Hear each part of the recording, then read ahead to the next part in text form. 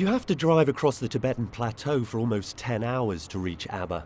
This is the town that the Chinese government doesn't want the outside world to see. It's home to the restive Kirti monastery, and it's where most of the recent wave of self-immolations have taken place.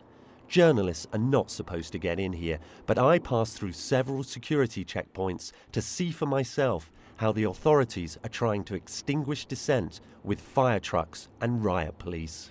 I'm in this strange position because there are security personnel everywhere. If I just raise my head, I'll be spotted, and as the only foreigner for hundreds of miles around, I expect I would soon be picked up and taken away.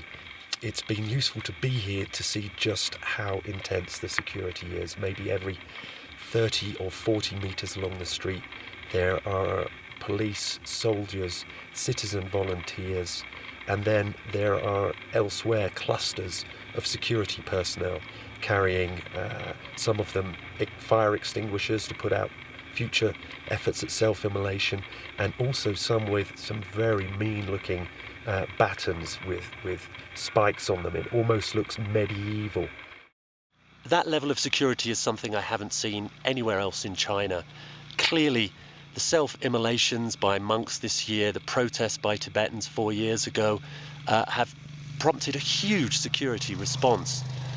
Without some kind of political initiative, it's hard to see the situation improving anytime soon. Ngaba and places like Ngaba, Seda and others are going to be in a state of lockdown on and off for many years to come.